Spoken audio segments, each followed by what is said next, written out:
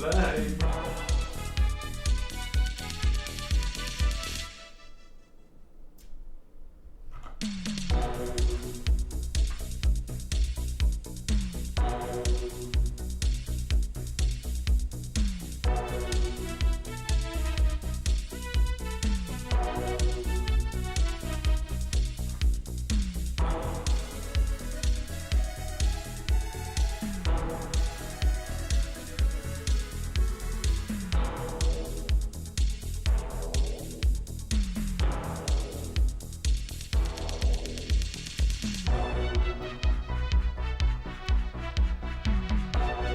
Weź tylko Paladyna, Paladyn też... Weź tylko Paladyna z talentowanym.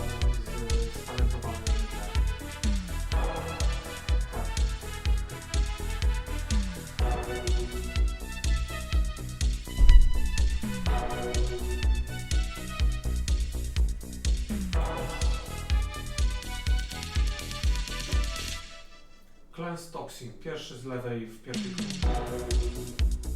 A.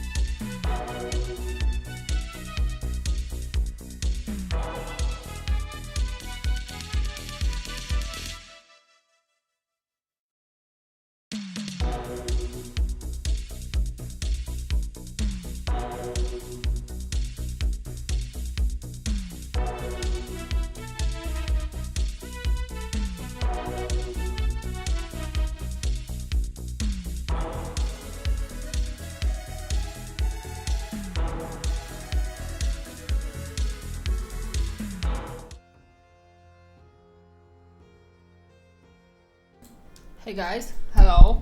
Can you hear me? I have a very good outfit today, I have to admit.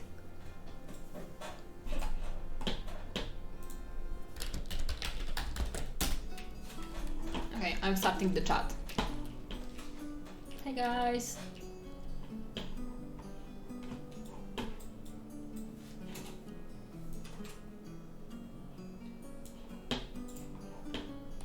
Hey, oh, I have to update my contrast, the name of the stream. Contrast in miniature painting.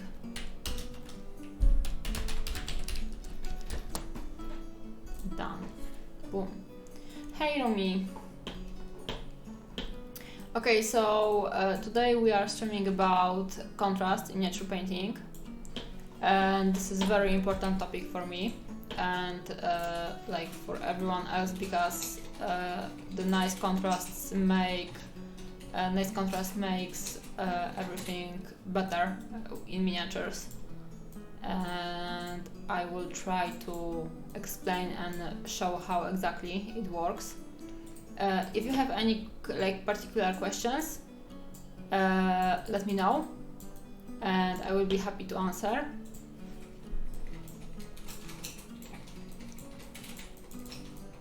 And I hope that the stream will be very informative for everyone.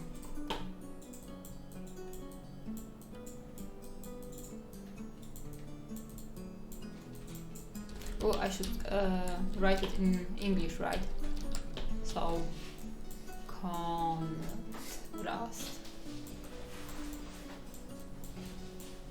In Polish it will be completely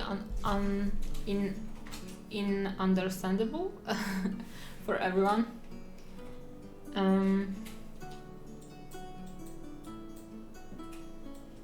Okay, so I will wait a second for more people to gather.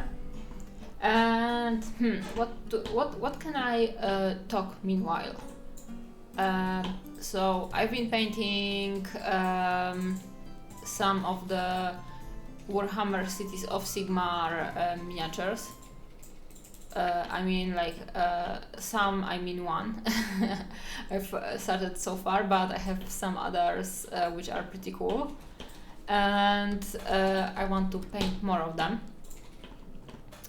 And what more?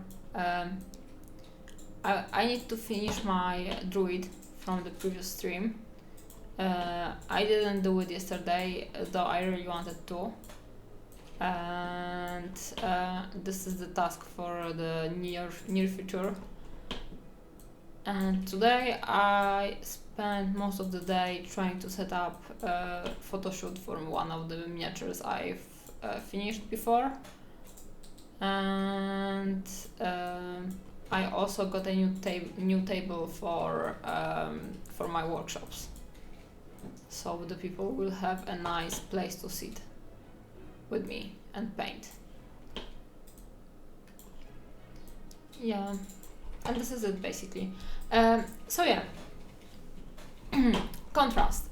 This is a topic I want to dedicate to my Patreons, and this is a very important piece of information, at least in my opinion. Like, it's not that important to paint very smoothly. Like, blending is not that important.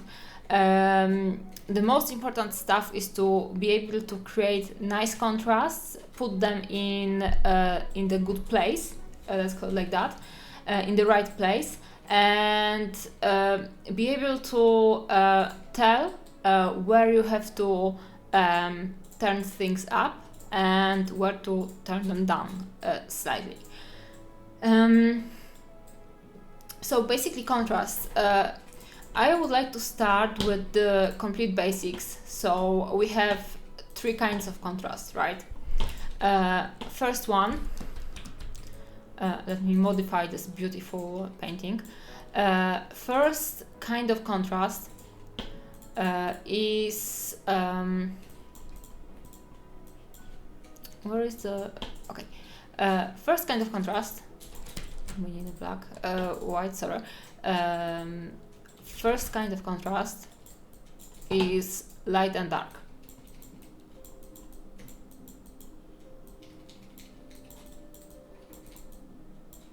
So this is like this basic, you know, where is the light? We have the most light and the brightest colors, and the lower we go or the darker we go, we have more darkness. So light and dark is important in miniature painting because, you know, we need to paint at least some of the shadows on the miniatures to make them look attractive and to make them like realistically simulate the realness, let's call it like that. And in miniature painting, we like the more you focus on painting miniature with the proper light and shadows, the more it looks artistic. And we will go back to this idea when I will talk about some of the, like, call it inspirations from art. Second kind of contrast is chroma or color. Let's call it color. So we have a color wheel, right? This is a color wheel from a site called Real Color Wheel. And if you need any kind of color wheel, just go there and check it out because it's very, very good. Because there are different kinds of color wheel. I won't go in depth into this topic, but not every color wheel like reflects the reality. And this color wheel is great if you need a color wheel, basically. And the color contrast. So some of the colors are very contrasting, and some of the colors are less contrasting when put together. With contrast, I mean some of the colors are complementary colors, and they are placed on the opposite sides of the color wheel. And some of the colors are not as contrasting, so they are closer on the color wheel. So, for example, complementary colors are, for example, like violet or purple and green, because they are opposite, as you can see here. Green is on 33 and purple is on 15, and they are completely opposite. It's yellow and blue, dark blue. Or deep blue. It's red and like this mint color or turquoise, right? And by the placement on the color wheel, you can say more or less which colors are complementary and which colors are close together, and they are basically are more harmonious. They are harmonizing together. And in miniature painting, if you will put too many complementary colors in one painting, the painting will look completely chaotic, and the person looking at the painting won't have like any idea on what to look first. It works the same like with the traditional 2D painting, and it works the same way on miniature painting. But in miniatures it's harder to make it basically work at all, because sometimes just the fact that you are painting something on the sculpt makes it harder to make it work together in a way, because when you are painting on a canvas, you have this limited area that is usually square or like elongated square or something like that, and you have like this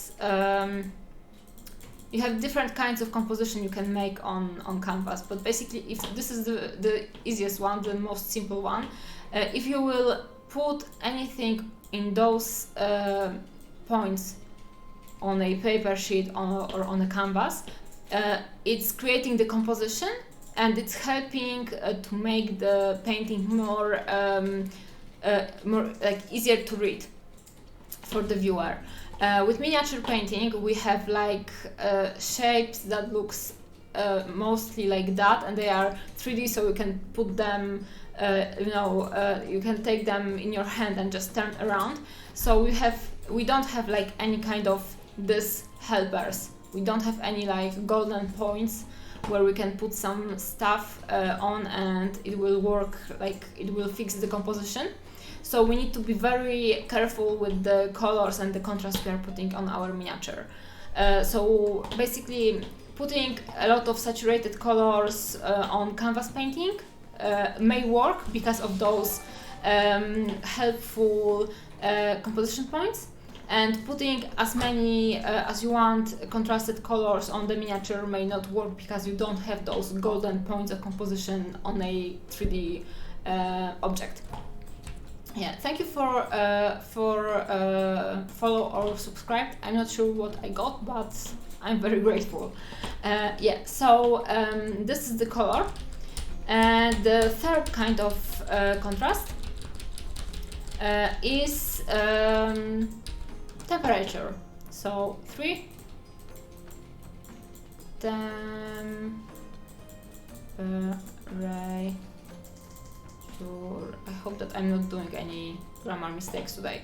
So I think that it's easier kind of color of contrast than color contrast, because it's basically thinking about what kind of temperature your color has. So there are some colors that are universally like warm. So for example, orange, yellow, red, they are the warmest color you can get, and blue and green are the coldest color you can get.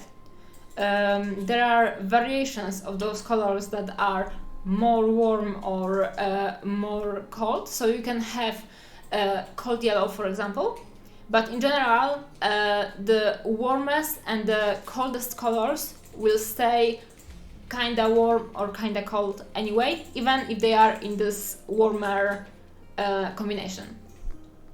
But in general, you can say that, for example, you have red color, which is in its nature very warm, and on the color wheel it's actually contrasting with the blue, which is in its nature completely cold.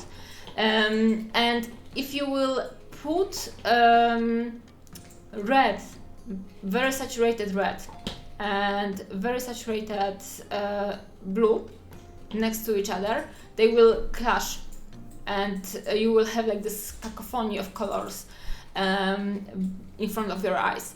How you can make it work? You can, for example, bring those two colors into one temperature, and so you can make the very warm color a little bit colder, or the very cold color a little bit warmer. But usually it's easier to make the colors a little bit colder, because how do you want to make the blue warmer, right? It's kind of complicated. You could add a little bit yellow and bring it more to the warm green area. But turning down the red a little bit and making it colder would make it work in the easiest way. I will talk about those, let's call it, ways of making things work better in a second. But in general, temperature is very important. Hey Kujo! And so yeah, this is those are, like, I would say, the three most important kinds of contrast you can get. The fourth one, it's how to say it, like, it's important, but it's less like notable in my opinion, because this is those three are the main contrasts, and the contrasts that are most notable when you are looking at something. So when you look at something, those three elements are like hitting the hardest, I would say. And the fourth kind of contrast, which is texture, this is a little bit more subtle. And you may put different textures on your miniature, or you may not put different textures on your miniature. It really depends on the painter. If you have the contrast of a texture on your miniature, it will make the painting nicer, but you don't need to have the texture to basically make anything work. With the texture, I mean that some elements may be very glossy or very shiny, and some elements may be, for example, fur. Like, let's say like we have shiny metal, which usually is very like how to call it, like when you take the sheet of like material and you go around the metallic stuff, like polished, yeah. So okay, I have a question. Give me a second, I will answer it when I finish about the texture. So for example, we can have like this metallic polished metal, and put it next to like fuzzy fur, or like rough leather. You are getting like some kind of texture contrast, and it shows the nature of the element, of like the nature of the surface. So some painters are painting most of the elements of the miniature in a like this shiny glossy way, and that's okay, but some painters are like to add the texture, and it makes like the painting deeper in a way. Okay, I have a question from Necrohead. When we are painting a mini, we have a highlight and the shadow. How to deal with the height? For example, the forehead will be brighter than the neck. Yeah, Pujo, thank you. Reflective, but I meant polished, yeah. So, Necrohead. In general, I can go back. I didn't show it yet, but we have different. You can, like, because the skin is one kind of surface like one kind of surface. Like everything that is skin on your sculpt, or any kind of painting basically, should be painted in the same way if it's meant to not have any like extra effect. So for example, if the skin is consistently dry and lit by one source of light, then it should reflect this in the whole surface you are painting. So if we have dry skin, if you want to paint that dry skin, try to paint the same amount of highlight all over the body, right? Like, I mean reflectiveness, not highlight. And oh, thank you for the ride. We are talking about contrast, so a heavy theory today. I hope that you will enjoy it. Yeah, so, and this is more of a presentation stream than painting. Have fun. Yeah, so, okay, I got a question. Hey, Brush for Hire, thank you very much for the ride. I got a question. When we are painting a mini, we have a highlight and shadow. How to deal with the highlight? For example, the forehead will be brighter than the neck. So, in general, it's good that you are thinking about the lighter forehead and the darker neck, but you need to paint it in a very subtle way. Because if you would paint very bright face and then very dark neck, in the end, the painting will look like the neck is basically non-existent, or you may create the illusion of face being very forward and the neck being more backward, like not backward but more in the back than it's actually placed on the sculpture.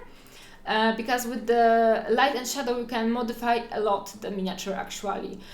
So usually highlight you are painting are more dominating like the shapes on the stuff you are painting than the actual sculpture.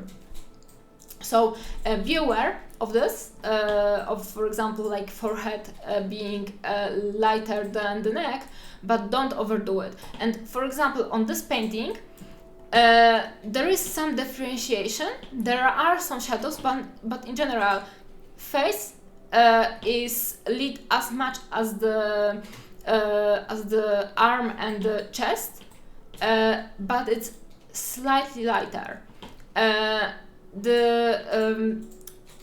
This is because in theory face is a little bit higher and the light is like hitting the face in the first place, so in theory in a very exaggerated way the face should be lighter than the lower elements of the body, but the shoulder and the chest is a little bit lower, but it's not that low. And also it's a very big flat surface actually facing the highlight, right? So you can make some of the face more highlighted, but the chest shouldn't be much darker. And also you can make a little bit darker neck, but don't overdo it because you will create like this effect of basically face hovering over the chest without any neck visible, or almost at all like neck visible. And it's the best way to see if it works is either squinting your eyes a little bit and seeing if you can see any neck in between the face and the chest, which should be the lightest. And the other way is to put your picture of your painting in some kind of editing program and just put the settings on black and white. Yeah, so for example you can see over here face is slightly lighter. I decided to put the accent in her eyes actually. So the eyes are the lightest points like on her natural body, like I'm not counting the brow. Because it was actually meant to be the most contrasting in the painting. So the brow is kind of light. I would usually prefer to keep it slightly darker, but it's meant to be a reflective surface, so it has to reflect something. And the skin, you can see that over here and maybe here it's the lightest, and it's slightly lighter than the chest. but we have also some kind of highlight on the neck. So you know, it's good to think about that stuff, but don't overdo it.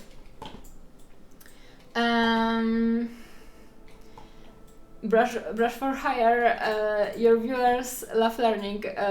Hope so. Like this is the nice, the good stream to look at then today. So looking at this bust, the forehead should have the same value as the chest. Yeah, in a way, like just slightly lighter. I have other. I think that this painting is a better example, right? You have this actually this her chest has almost the same amount of highlight as the most of her face, but I put stronger highlights on her cheek and over her eye to make the face more stand out, basically. And the belly has slighter darker colors, so it's a little bit more like desaturated. Not that much darker, but more desaturated. Like darker in the shadow areas, but because this is a very big surface, it's comparable to the chest, except like slightly darker top highlights. Same here. So basically, some knowledge is good to have and good to be aware of, but just try to like sometimes like just don't overdo it. Like sometimes just all about making the viewers eye go where you want it. Yeah, exactly. We control where the viewers eye goes with how we use contrast. Yep, exactly that. And that's why we need to be aware of the contrast in our painting. Like you of course, like I'm talking about my approach to painting. If you don't want to use contrast in your miniature, then it's totally all fine and all right. But you either like if you want to have painting very attractive to the eye, you need to put a lot of contrast basically into your painting. The more contrast you have, the more eye-catching something gets. And this is like a rule that is present everywhere in your life, in our lives actually. So when we have the roadworks, right? They made it very bright orange because they know that, like the government knows that bright orange, bright yellow steals the whole attention away. Because first it's bright color, and second of all it's a very warm color, so they are very intense. And in this way, like putting something in orange or yellow or red is the easiest way to grab attention, right? Contrast in essence, basically. So we have those 4 kinds of contrasts, and I will just try to explain everything on a example, basically. Yeah, the government knows color theory, right? So yeah, let me have a look. Okay, I wanted to start with a. Oh my god, I turned the. Or I did not. Okay, nice. Just let me cancel my browsers. Okay. I kind of don't want my wallpaper engine to work. To not have the music over the music. Give me a second. We maybe. Okay. I wanted to talk about the contrast, like as the introduction. Why it's worth to have the contrast.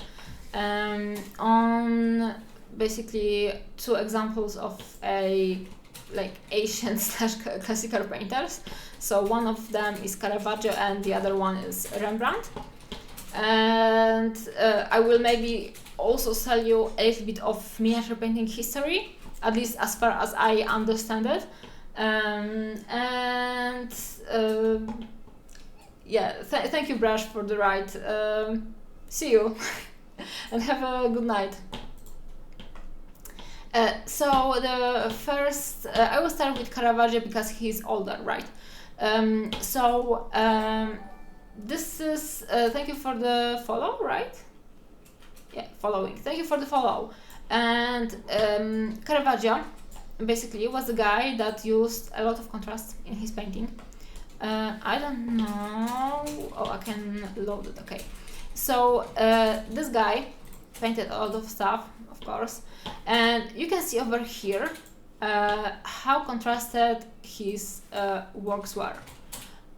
So we have a lot of darker elements, darker surfaces, darker areas, and the most important stuff is much lighter.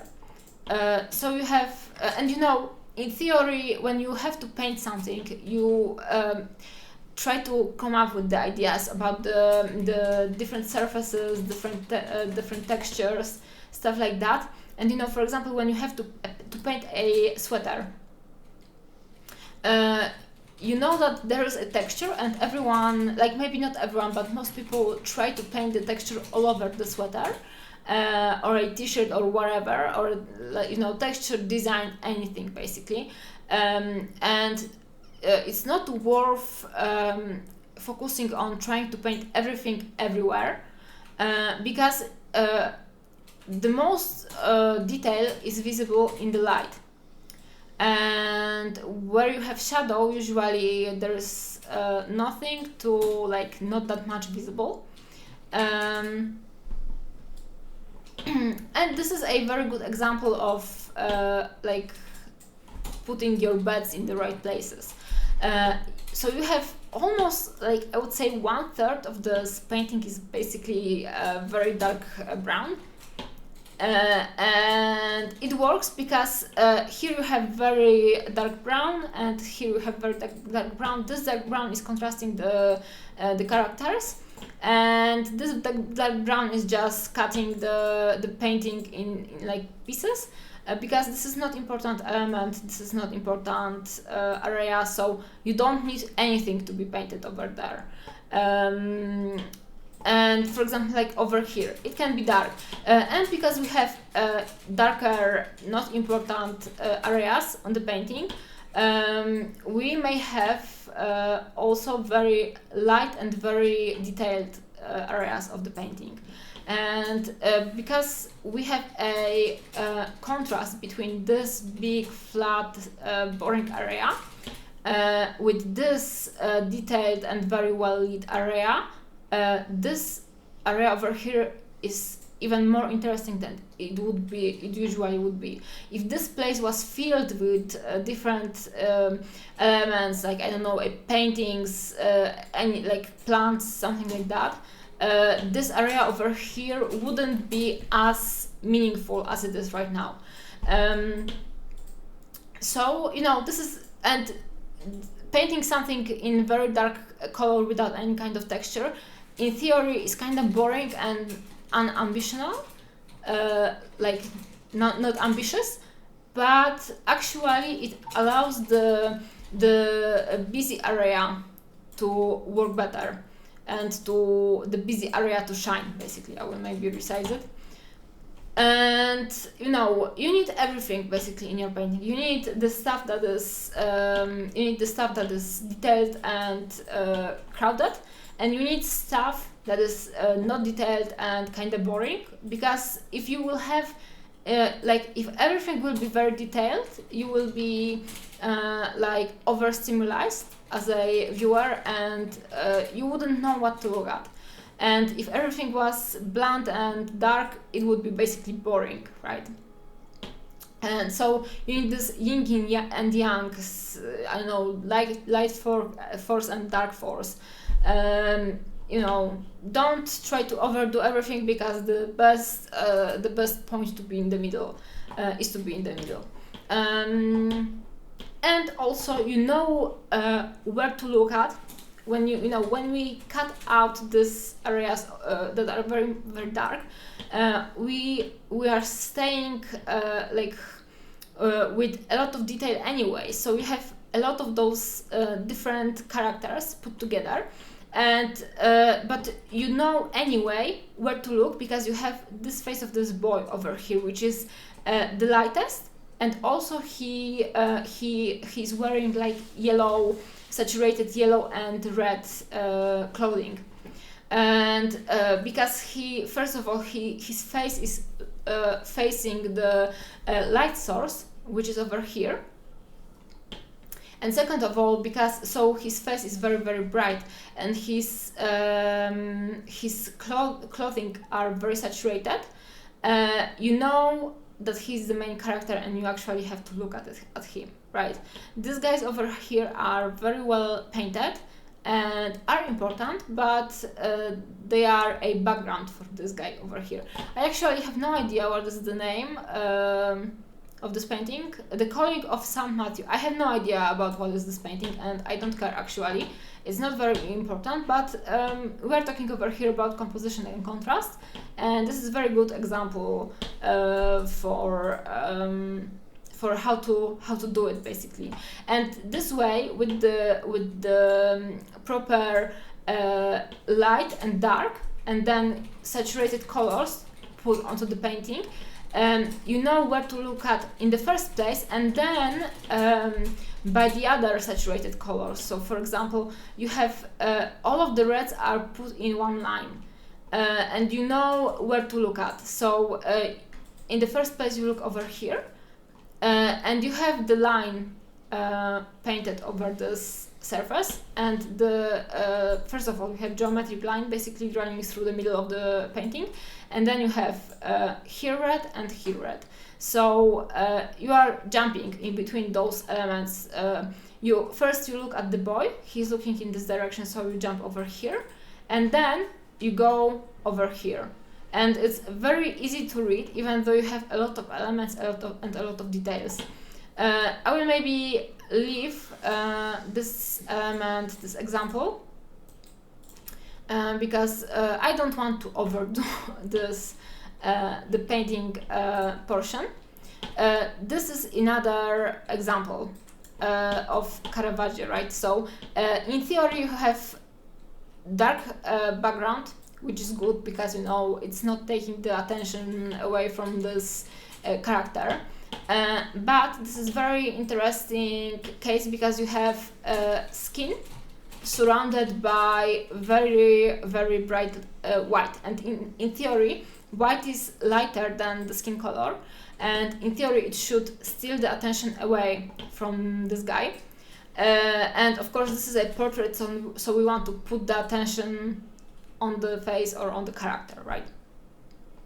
But in reality there is a lot of white put all around this boy, so the white, because of its of how much it is in the composition, it kind of goes into the background, and then the saturated and colorful skin goes first as a purity in this painting. Also his face is reddish, so the saturation puts the attention back into the face. So we have warm colors taking like the lead in this composition anyway. So not always putting something, like painting something in very bright color, so not always white will be important, because if, for example, if your whole miniature will be white and the face will be red, the face will be dominating the white anyway. And maybe let's go now into Rembrandt, because he's actually how to explain it in the right way. At some point, miniature painters, like for a very long time, miniature painting was about the GW style, so Games Workshop, Warhammer 40k, stuff like that. It was you know, I understand the nostalgia, but it was very, very basic painting, and it was not that in depth. It was more of like coloring the miniature so it would look colorful and nice on the gaming table, and not actually painting something in a artistic way. And after some time has passed, some painters started doing better job at painting, and they started thinking about the miniature in more of a composition way. And I don't know exactly how it works because we don't have any kind of miniature painting Wikipedia, which would basically talk about the history of miniature painting. But like my assumption is that some of the historical guys started doing better compositions for their sculpts, so composition of the sculpt started being more meaningful, and then some of the painters started like followed with the ideas in the miniature painting. So for example, Banshee, Alfonso Giraldes started painting more artistically, like more focusing on light and shadow, stuff like that. And you know, that was the beginning. And then, for example, Krzysztof Kowalczyk, from which I learned how to paint, focused more on a light and shadow, basically inspired, like in a way Rembrandt was painting, and I will show it a little bit later. Banshee talks about the history of that in his book. Yeah, I didn't read his book, so also it's a book about Banshee and not about miniature painting, basically. So you know, I would, if the perfect book about miniature painting would be about the history of miniature painting and not the history of Banshee and how he did stuff, and you know, so stuff like that. Yeah, but anyways. So going back to Rembrandt, how he painted. He was focusing very, very much on light and shadow. And for example, here you have this portrait or auto-portrait, where everything basically is very, very dark, except some of the detailing and bright face, which on top of it being bright when compared to the background and the clothing, has also very strong light and shadow. So we have very, very strongly lit one side of the face, and then the other side of the face is darker. And this is very dramatic painting, and this is actually the way where the miniature painting works the best with the sculpt. So you paint if you want to paint something very, very well in the miniature painting, it's best to pick some of the details of the sculpt as a composition points or points of your composition, and then paint everything much darker and saturated. Yeah, I wish they had advertised it that way. It would have saved me 70 quid. I was happy to read Banshee's book at my friend's place, and I don't know, I kind of I understand that Banshee is a very interesting and colorful persona, but it was like too much about Banshee, and I know that it's, you know, his book, but I would personally prefer to read something about miniature history and like about actually where his place was, and it was actually more about his persona, like at least in my opinion. Yeah. So here you have very, like, you have some detail over here, a very flat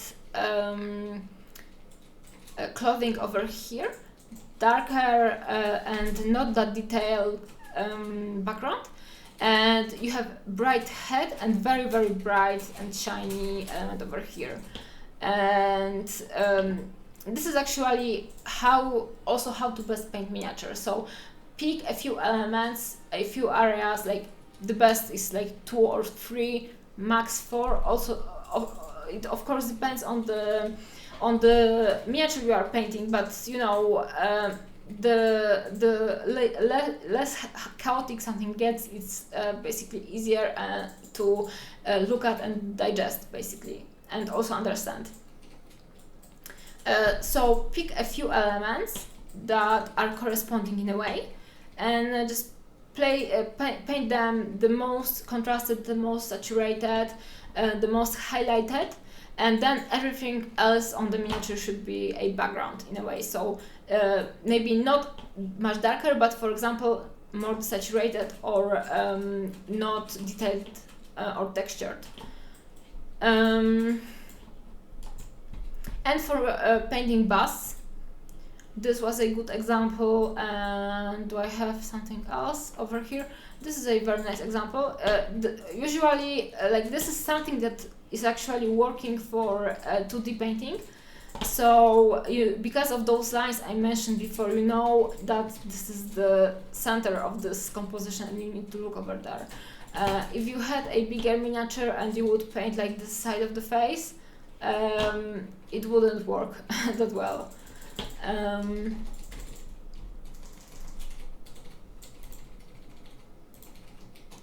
One more self-portrait, if it will load. And again, over here you have the whole face in the same amount of highlight, but everything else is darker all around. And this works well for the bust, of course, but it would work best for like a academic bust, and bigger compositions would need more light distribution to not make it completely dark, right? And the Night's Watch is a very good example for a full like, let's call it miniature or full sculpt, because it's very complicated. Okay, I don't want to watch it. No, I just wanted the miniature. Where is it? So the Night's Watch is a very good example as the composition, for the composition, because where is it? It got lost. Because you have chaotic composition and a lot of people gathered in one place. Okay, I cannot find it right now. Damn it. And oh, it's here. So you have a very busy composition. A lot of stuff is going on. Like you have pikes, a lot of people, a drummer, a dog, whatever. Like everything is going on. But you know that you have to look in the middle, not only because you have those lines I talked before, but also because you have those lighter characters and also more saturated colors put in the middle. So this person over here is actually contrasted by lighter colors on the sides and by this color. So he's basically framed by the lighter elements of this painting, and also he's contrasting this guy. I don't know history about this painting either. Hey Jim. And then you have saturated colors. This such being the lightest, and this guy over here being much darker. Also this guy over here. So. Because of the colors, without any kind of context for this history, you know where to look at and what characters may be important or the most important for this story. So I would assume that this guy is important, the relation of this guy to this guy is important, and also this girl might be important, but I don't exactly know in which way, because I would have to read the description what Rembrandt wanted to do. But just for storytelling, it works because you can if you don't want to be totally correct and to know the history of art, you can just understand what the painter wanted to show and how he wanted to show it, and you can come up with the idea for the interpretation. So going back with this kind of compositions and colors. We had, for example, Mike Blanc, who is a sculptor, who first of all started sculpting in a way that corresponds the paintings. So you have those very intense scenes, but the shapes and the composition helps.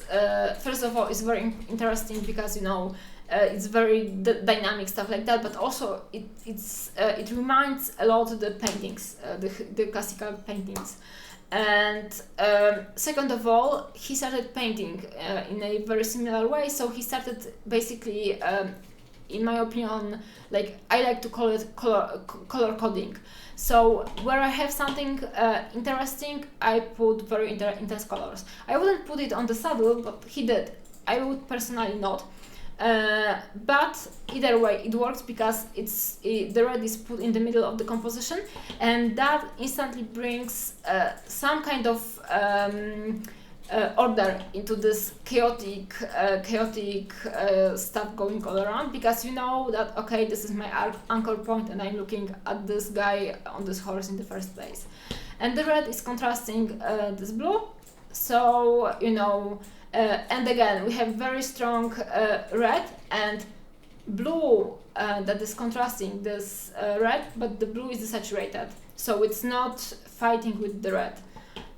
Also, you know that you have to look at this guy because he's green and the guy green is contrasting with the red, and you kind of start by hovering over this shape over here, and then you go on the sides and you look around. So Mike Blanc started to sculpt in this way. This is a very cool example because here you have the lightest colors but also the strongest highlights, and you focus on the shapes and the energy of this character, and then you can see like the other character bending over this guy. Hey, thank you. And this guy like looking forward for maybe any kind of danger or stuff like that. So Mike Blanc started sculpting in this way, and that corresponded at least in my opinion, it corresponded very much with the classical paintings, like the Night's Watch, right? You can see that this is like, I don't know, in my opinion it's similar. I think that it was in a way inspired. And first of all, composition of the miniature works, of the miniature, of the sculpt, but also the painting. Oh, thank you for the ride. We are talking about contrast in the composition in miniature painting. So first of all, the sculpt is very interesting and very well made, of course, but also the painting enforces the intention of the sculptor. And because you have the crowd that is very saturated and this yellow color in the middle, it's embracing the composition in a way.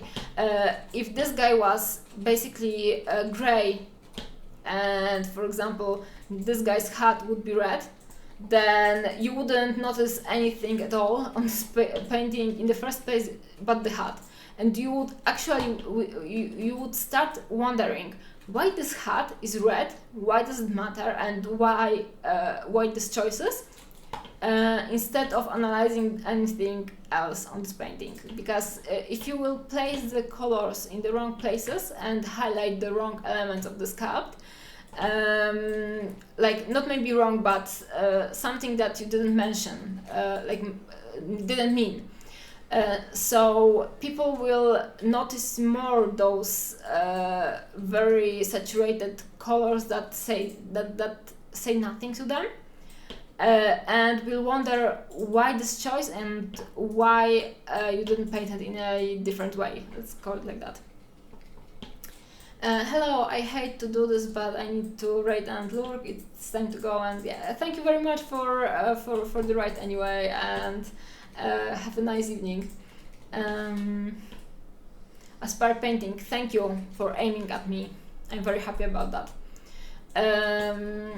So yeah, just with your painting, first of all, again, like, you know, light and dark and color, first two kinds of contrast, they're very important because without even highlighting sometimes and shading sometimes, just by putting the bright and very saturated elements somewhere in the, like, let's call it wrong place on the miniature, you will basically destroy your painting, because you will make, for example, like I don't know, a boot more important than the face of the miniature. I missed the last stream. Was it a feedback one? No, it wasn't. I will do a feedback stream on Wednesday, Thursday. Yeah. I've been following your art for quite a while. I absolutely thank you. I'm happy to do something that you like, basically. Yeah, and I will paint more and more frequent in this year, so let's go! More miniature painting! Yeah. So, yeah, this is Mike Blanc, and he started painting like more of the color coding, so putting most interesting actually miniatures, because he usually does this very complicated group scenes. So he started color coding the most important elements of the composition in the brightest and most, like, and the strongest colors. And then we have a very good example is Krzysztof Kowalczyk, which is my, like, was mentor, and I learned how to paint from him. And I actually chose him because I like how with the help of light and dark he's creating the compositions in a very simple way.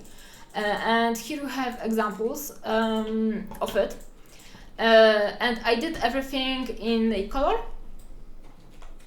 And then let me see how it works. Okay, I need to zoom out a little bit. So, whoops, sorry guys. Sorry for creating the the chaos.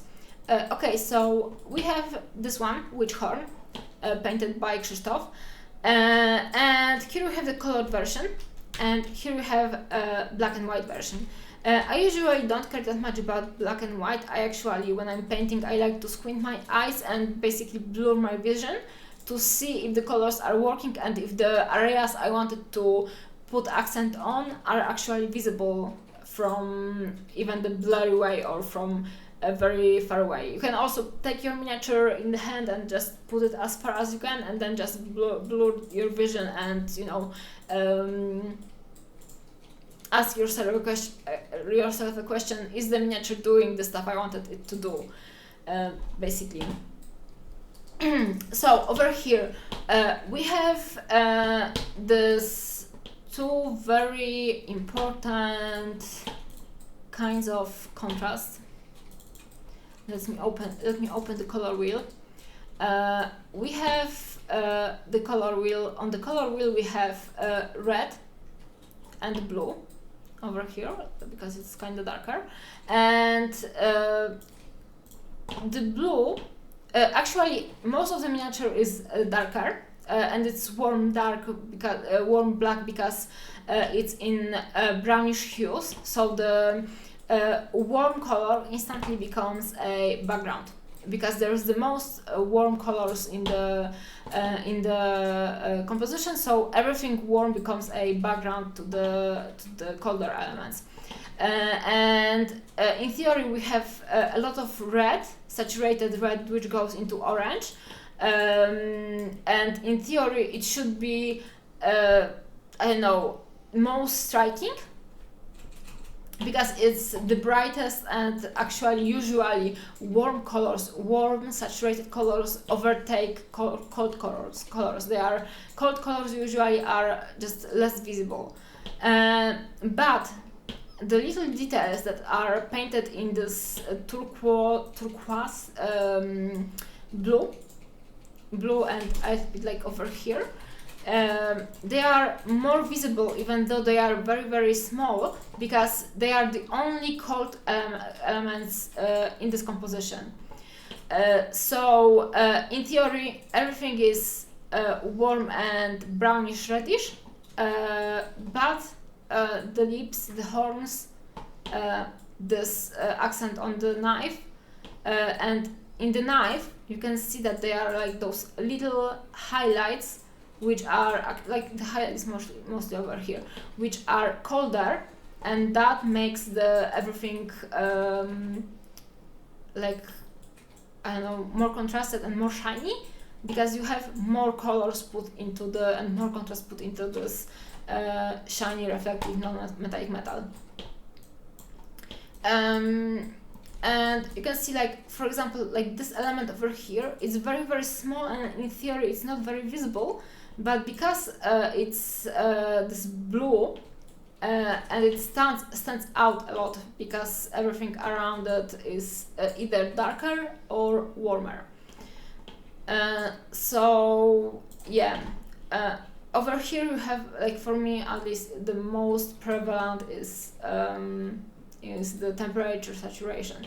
And also over here you have something that is very bright because it's orange, but you look at it in the last place, I would say, or in the one of the like least like bottom 10 on the list, right?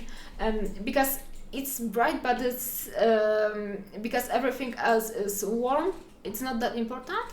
And also first you look on the skin and the blue elements, because skin is the brightest and the blue elements are most contrasted. And also in theory you have the skin, which is very very bright, and you kind of look at it in the first place, but because the blues are more contrasted with this orange colors, then you look up on the horns and on her lips. So the most important elements of the composition is the head and the skin, and then everything else is like a supplement. Okay, next, and here you have the example. On the black and white, actually the skin is more dominating than the blue elements, because this blue is a little bit darker and the skin is lighter. So yeah, but in real life this is more attention grabbing. This is another one, Faye. So you can see over here red in like, again, a lot of like background colors are reddish or brownish. So for example the base is kind of I know, cream color, but a little bit light brown and a little bit darker. Here you have reddish color, here you have reddish color, and the red becomes a background color. Also the shadows are a little bit red, so the red is a background color, and in theory it should be dominating, but it's kind of complementing the other elements. So her face and head, and which actually is kind of slightly colder. I think that the gun is definitely colder, but the head and the hair have some of the blue, I think, over here. You can see it better on this belt over here. It's slightly colder, and actually those darker elements takes the lead. And in theory white shoes should steal the attention because they are the brightest, but because they are painting in this pinkish reddish colors, they are not overtaking the composition anyway.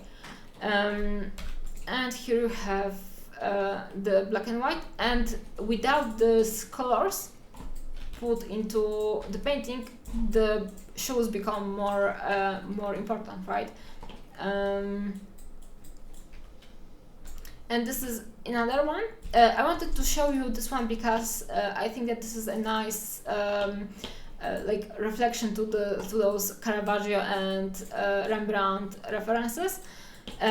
where we have darker and more desaturated background and a light character with the skin and the hair like grabbing the most attention. And you can see over here, and the sword of course, because it's non-metallic metal, so it has reflective properties, and the strongest reflections are the lightest.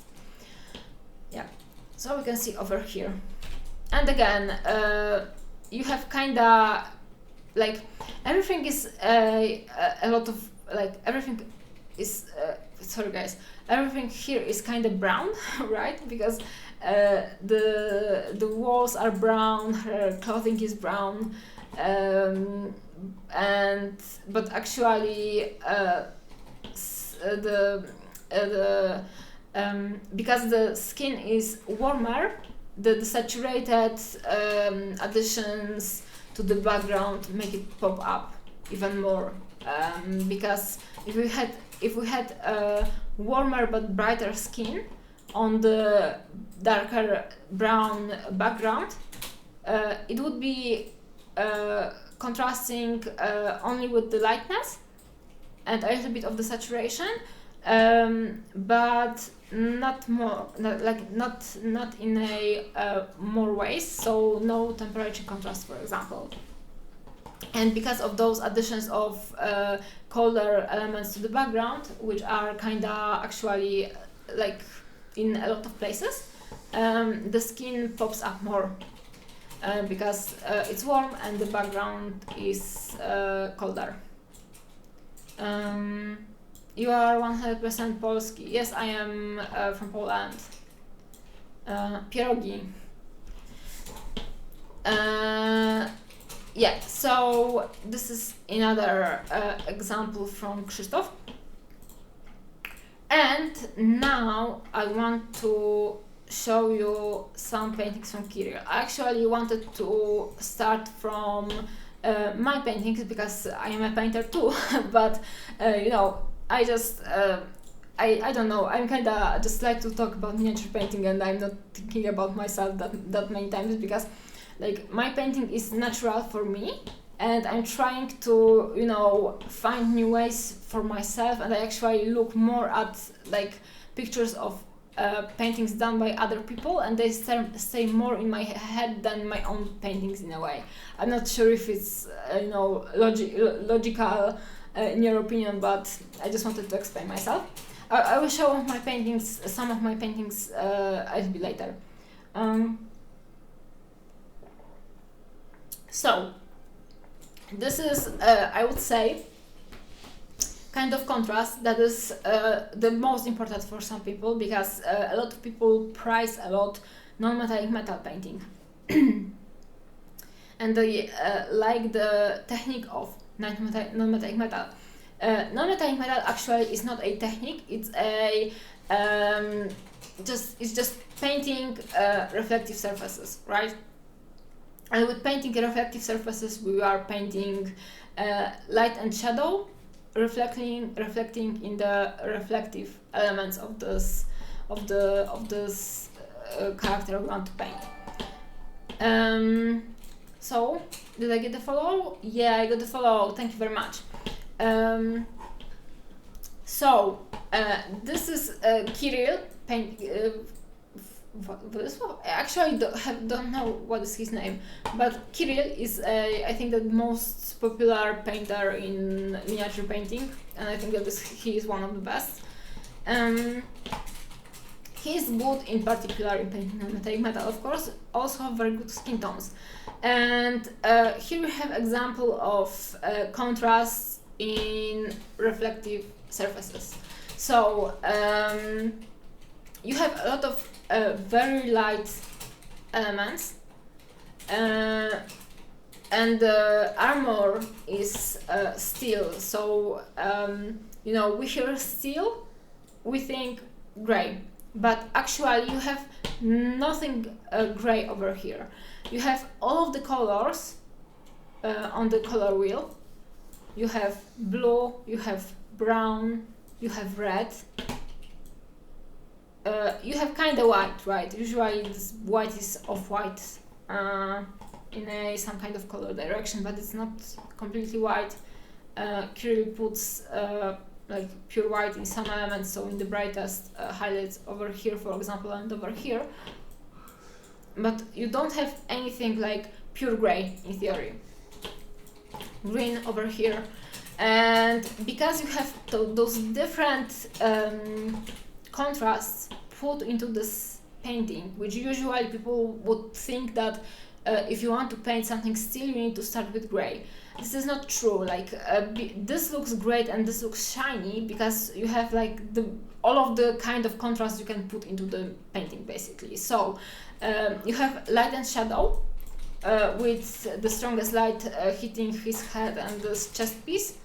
And you have shadow, so darker reflections from underneath, shadow over here. Basically, shadow going from underneath, right? You have temperature contrast, like everything in this is in this kind of sepia tint, I would say. So you have one like undertone tying all of the colors together, but the colors are contrasting. So you have blue over here again, red over here, brown over here, and you have like this complementary colors clashing together, but in a controlled way in this painting, making everything more interesting. Also golds, right? A little bit of green. So basically Kirill took this half of the color wheel and put it into this painting. And you have light, light over here, dark over here. In the darkness you have some of the more colors reflecting from the surroundings. Also you have this texture contrast, because you have this flat and not very shiny, kinda dirty hood contrasted with this very nice, very shiny, very polished armor.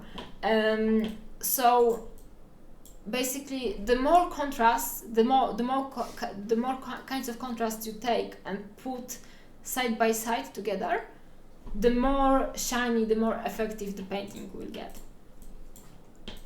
You don't need to blend everything perfectly. This is a bigger miniature, so it looks very, very nice when it's blended, but actually if you would just put a dots of color all around, contrasting with each other, you would have the effect of this metal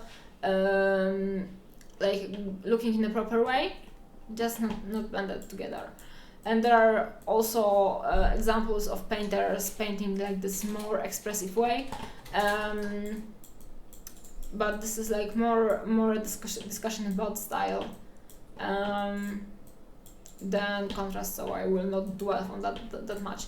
And this is a color example.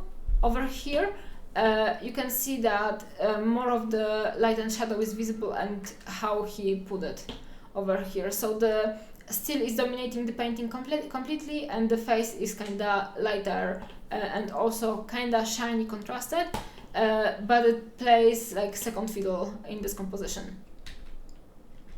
Okay, this one is very interesting. Here we have the black and white, and here we have color. And over here, this is basically, you know, just armored character, right? Over here, the strongest highlights you have over here and here and here. So those 3 points are playing together and guiding your gaze, basically. So in the first place, I would say that I would look either here or here, and then because those two other elements are strong, but this one is stronger, it has more texture because of those rivets. You jump from the chest piece, which is very effective, to this head, or from the head to the chest piece, and then to the arm, and then from the arm into the weapon, and then over here. There is very little color all around, but the color is very intense, and the contrast is limited, but it's very, very, you know, meaningful. If you had this strong red basically put on most of the miniature, and then a lot of this blue, saturated darker blue, taking more space on the miniature, and then this orange, like for example having most of the gun in the orange, it would be just one big chaos and the colors would be clashing. But because you have those saturated colors that are put in the limited elements, it's working. It's creating more of the shininess and not chaos. Also, it's like I didn't notice this green over here, and it's very interesting because it's very contrasting very much this orange over here. But I think that's it's because I really like blue, and I always end up looking at this area over here. Yeah, and so yeah, so this was another example. And now I will maybe just talk a little bit about example from my own painting, and that is maybe Candy-chan and Lasha, because I think that those are, they are the most interesting. Okay, so something like that. And this is the color wheel, which I don't need in this big size.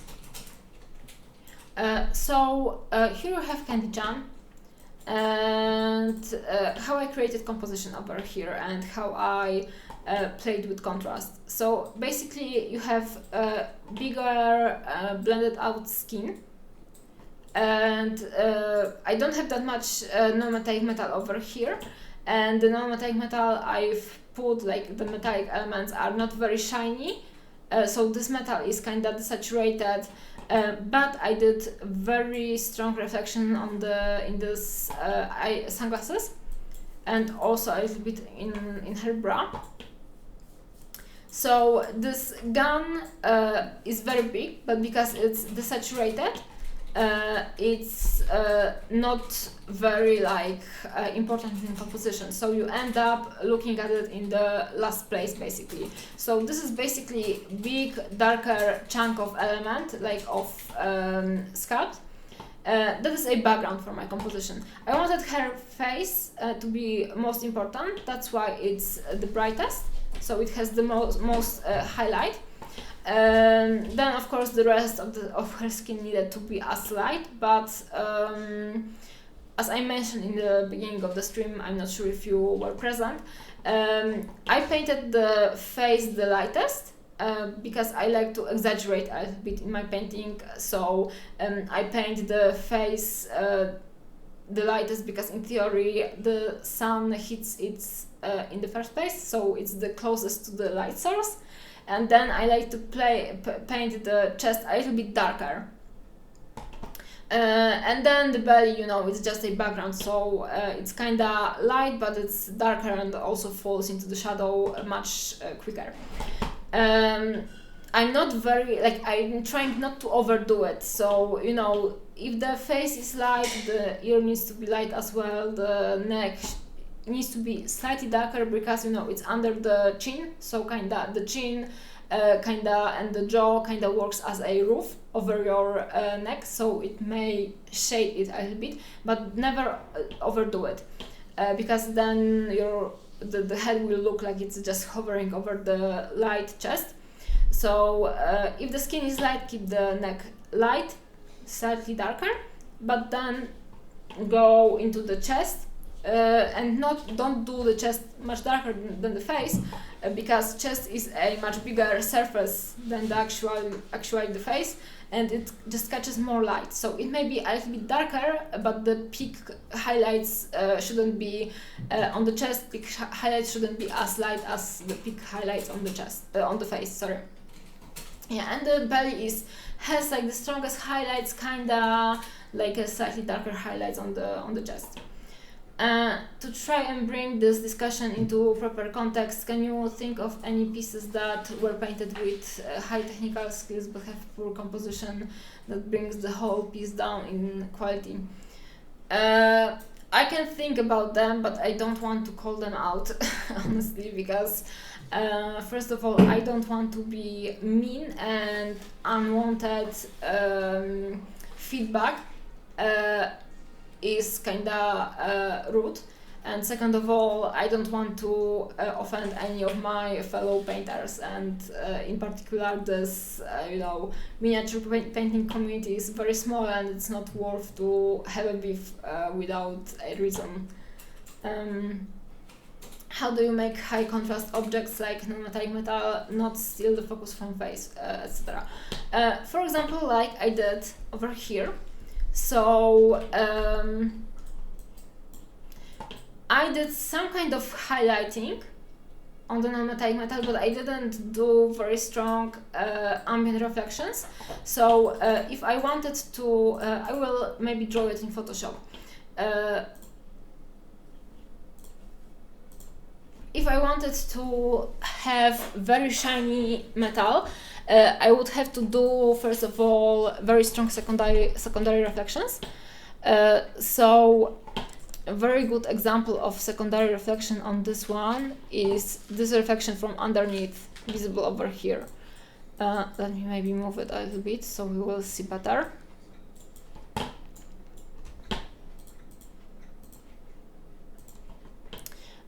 So this is secondary reflection because it comes from the surrounding objects that are bouncing off the light generally. And first of all, I would paint it over here.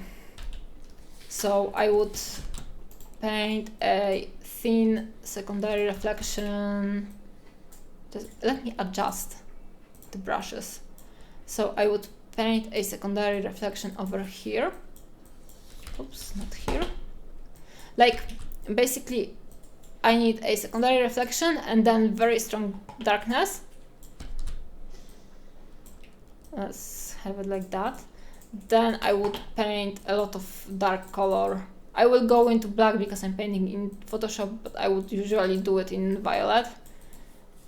So I would have secondary reflection which is kind of visible, right? Okay, like that. Stronger secondary reflections over here as well. And so this is first, like, to have more highlights, more reflections that are contrasted. So I have very thin, very sharp highlight over here and very sharp darkness, very dark over here. Then I would reflect the colors from the surroundings. So take a blue and then add it over here, and then add some sharper reflections in the metal, and also take maybe something from over here and also add. And I'm bringing texture in this non-metallic metal this way with those little dots, so you can start seeing that it's kinda more reflective. I will just put stronger and lighter color maybe, so it will be more visible.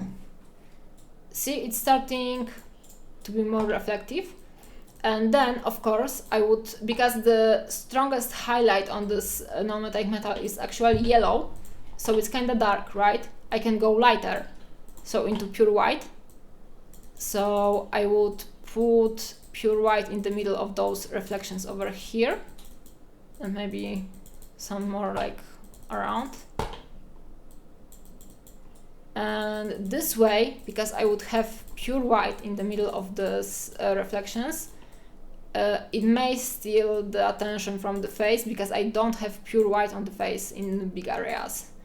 And that's why on this Kirill piece, the armor was dominating, right? I will maybe go back to it.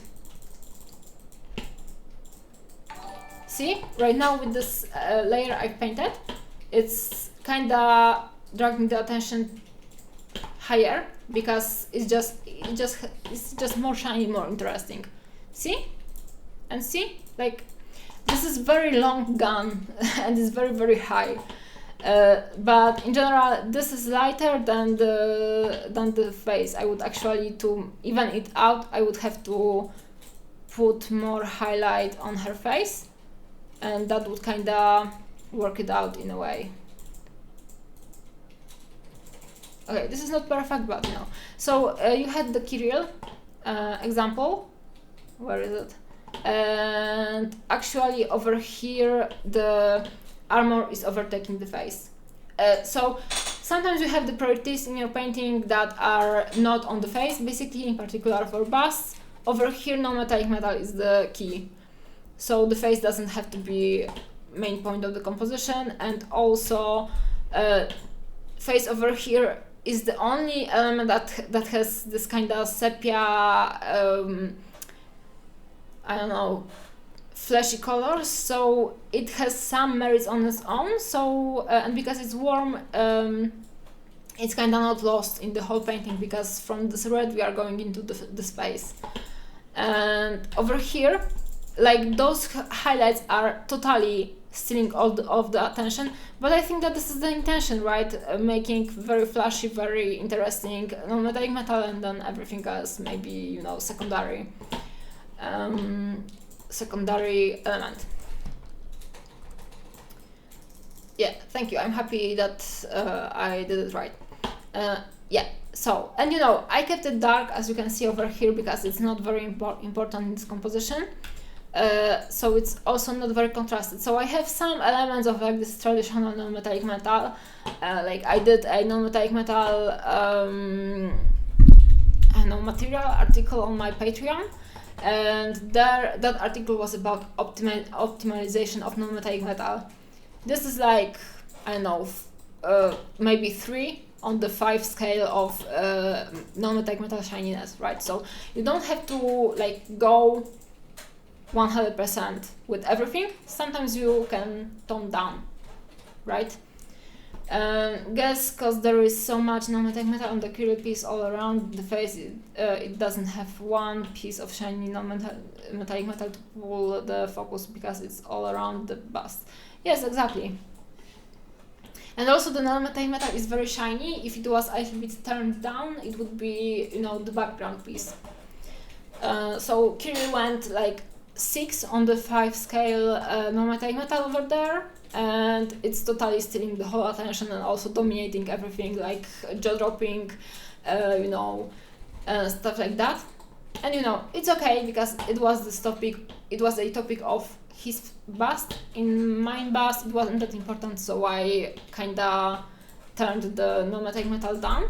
I wanted her lips to be shiny, so you have white light reflections on the lips, and also I wanted the sunglasses to be very shiny, so I have I put white dots in this like sky reflection, and also I put strong contrast, color contrast, because it's yellow highlights with blue base. And you know, you have some kind of highlights on the hair, but I didn't go full contrast with the hair again.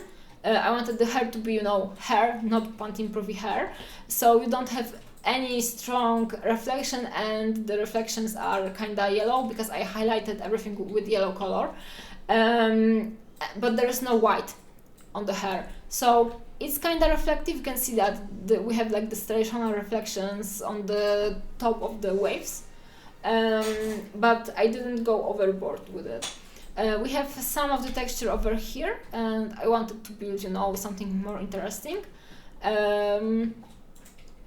And then I just guided the composition with the highlight going down over here, because I wanted those this little patch to tell complementary stories to her, because the story is that she is a space pirate. So for me, the most important elements in this painting was the head with the face, of course, her sunglasses, because they are showing the reflection of the is now. Oh, I cannot see, but thank you for the follow. I think it was follow, right? Thank you for the follow. For me, the most important was the face, because there is the eye patch, the sunglasses, because there is the sky, night sky / galaxy reflecting, or space. and then this NASA patch with this, I don't know, barcode, because I wanted to show that this is a science fiction and that she's in space, right? So also I did a triangle with this composition, right? So those elements are more contrasted, more highlighted, more important, and everything else is kind of toned down. And you can see it kind of over here. Like this works better because we have yellow highlight on the blue background, right? So here we have very strong point, here we have strong point because it's the lightest and the biggest area of light basically on the bust.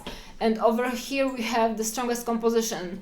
So we have, and the texture because we have a smooth background with dots as a detail, and also we have very strong highlights and sharper highlights on the rims, just making it more glossy, more reflective. And you know, everything else is painted in a degree that you can see that there is some kind of detail, but it's not overpowering the most important elements on the composition for me. This is Burzałka. This one is interesting because she is basically, she has tons of detail, right? And for the color, I kinda repeated all of the color all around. So you have everywhere you have blue, green, yellow, and brown, right? But brown is a kind of yellow / orange a little bit. So everything on the of this bust is painted in the same way as the color goes, and the strongest highlights actually the texture highlights, because I wanted to create like this shimmer, the scales of on her. I decided that the highlights will go in this shimmery way. So actually over here the texture is creating the composition, because the texture is guiding you, right? So you have the face, which is the lightest, and you have the texture over here, and then you have this texture going like in those through those simple shapes of her arms down on her belly, and to this element over here, which is very interesting visually, and that's why it's very important as well for me. So I would say that the most important elements in this composition is her face and this element over here, because this shows the most interesting texture in the painting.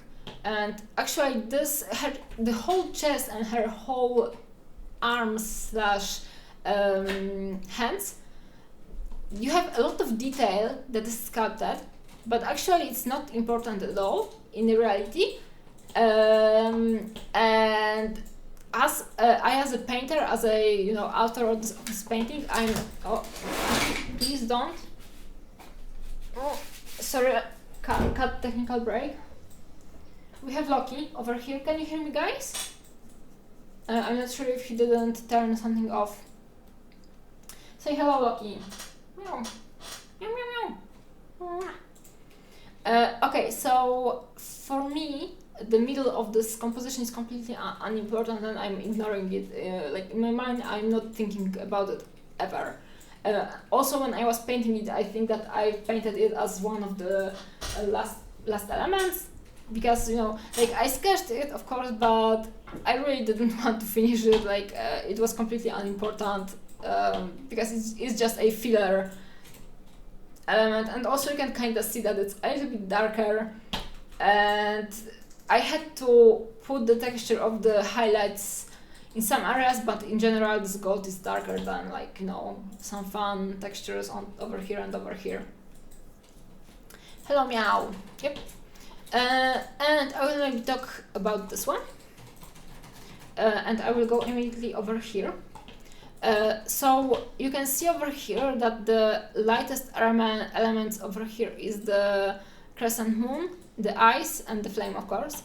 The flame is kind of on the side of the composition. That's why you can see that it's bright, and also it's in this turquoise color. So you know that this is the element of magic.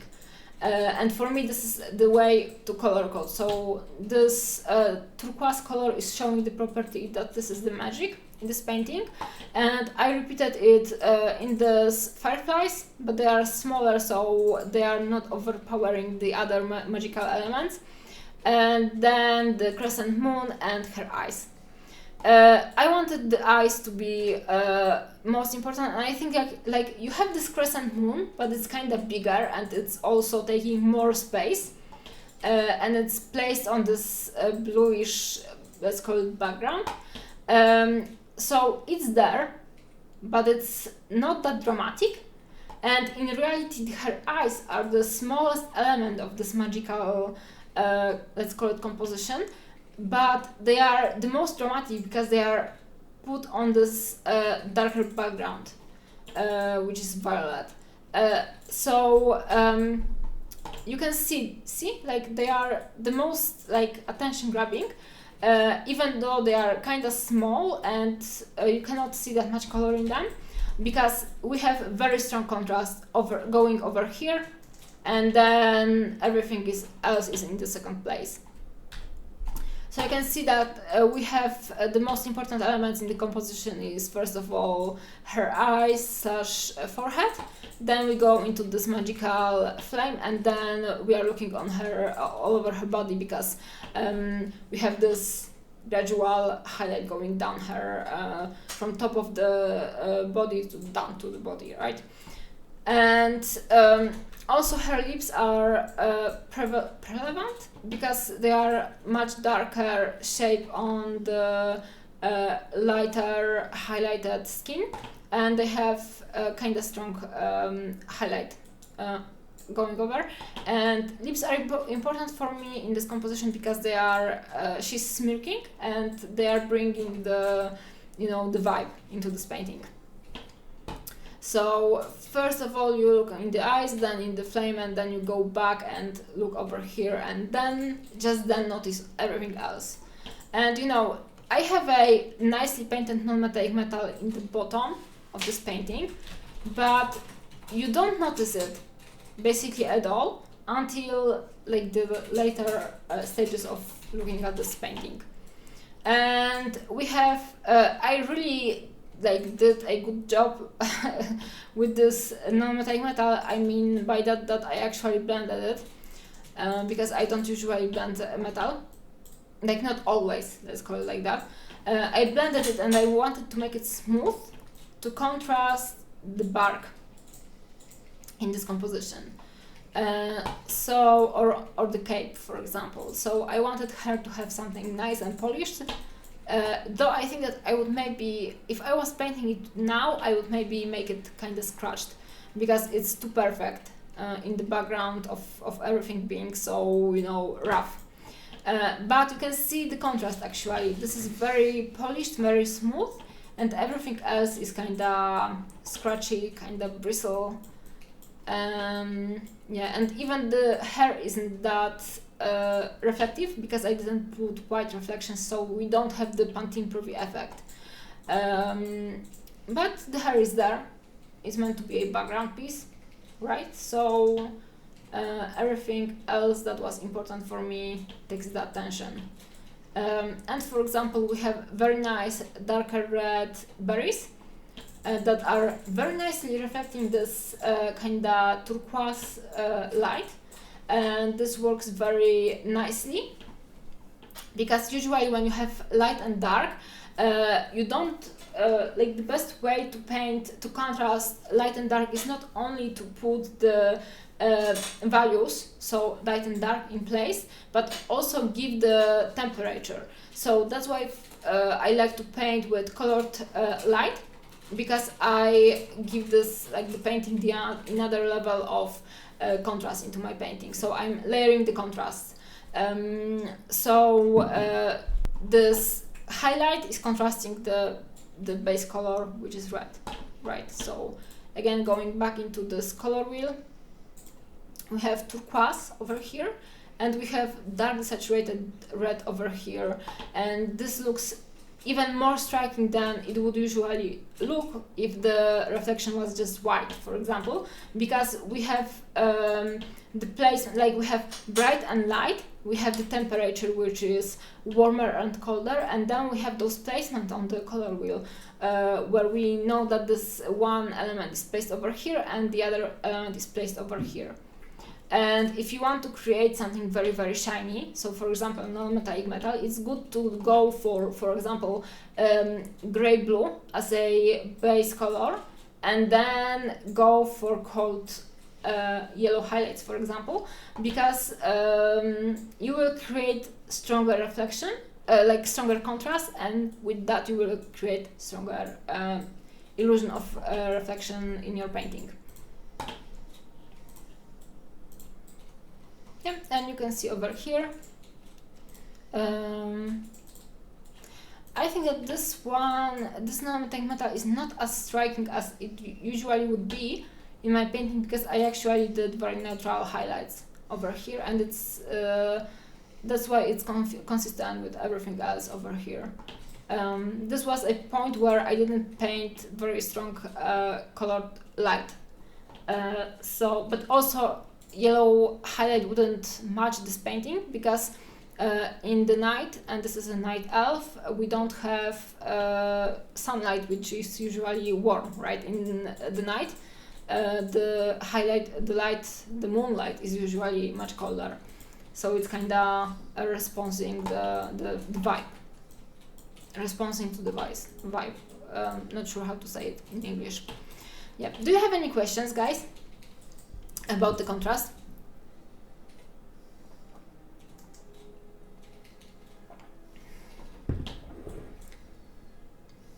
In my opinion, like conscious layering of contrast is very important in the painting.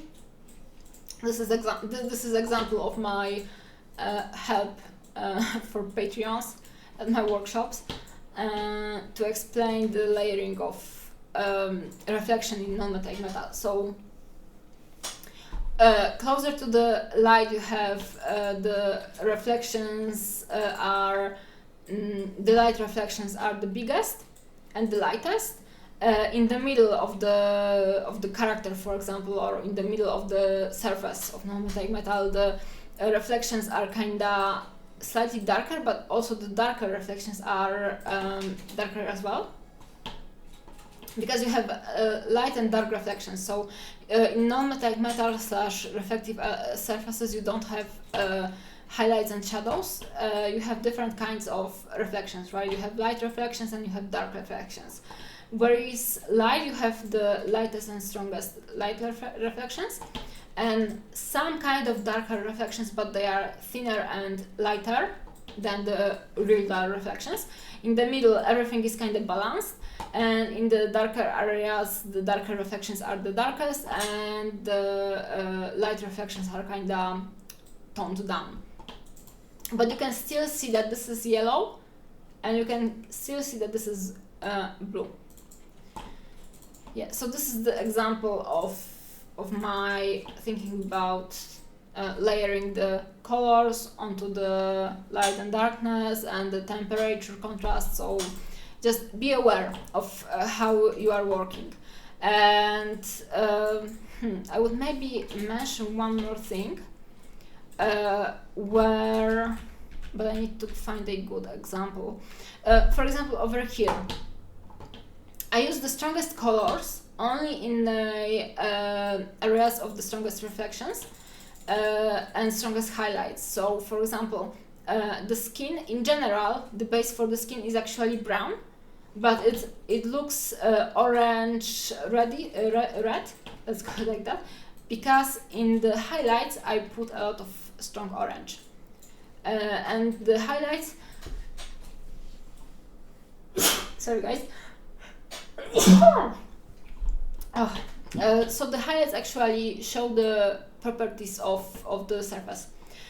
In the shadows you can go a little bit darker, more saturated, and this way, because not everything is just flooded with orange, we have this, thank you very much, Jim, because the base is kind of brownish and more saturated, here you have darker brown, darker blue, and more desaturated. This blue surface in general is not totally overpowering this orange surface in general, and we have pure blue only in the highlights over here, and this blue are darker anyway, and we have like very bright blue only in her eyes, and actually these eyes are like kinda contrasting the skin tone, the orange skin tone the most, but because this is very small surface, we get the hint that we have to look over here, and but it's not totally overpowering everything. So be aware where you put the strongest contrast and how strong they are, and be aware of the area of those contrasts and of those very strong colors, how strong they are. If you have two very contrasting colors you want to put into the painting, consider doing one of those colors a little bit more desaturated. So in this case, most of the blue is desaturated and most of the orange is saturated, but there are elements of the orange that are desaturated actually. Hey Leaf! Hey! So yeah, this is it. I talked a lot in this painting and I'm kinda tired, so I think that I will finish over here, and I can see that you don't have any more questions. So yeah, I like to talk about it on during my usual painting. So if you will want to check out my other streams, you can ask me about anything connected to painting over there. My next stream will be on Thursday, and it will be a feedback stream. So I have a Discord channel which is Orange Art, and I will send the invitation right now into the chat. And if you want to have your painting feedbacked by me, just put your pictures of your work in my work in progress channel on my Discord channel. And on Thursday I will see how many works there are, but on Thursday I will go through them and I will give feedback, like the Photoshop feedback, like I did with Candy Chan before today, like today before. And yeah, check it out. If you just want to listen more about miniature painting or watch how I paint miniatures, check out my Twitch. In January I will stream for sure on Thursday and Thursdays. On Tuesdays and Thursdays, and I will try to fit one more stream in the morning hours, somewhere in the middle of the week. And yeah, this is my plan for January. Also check out my Patreon. And yeah, my Patreon is somewhere on my social media. I don't have the link right now, but it's Natalia Orasz. And yeah, thank you very much for follows, thank you for the subscribes, and thank you for watching.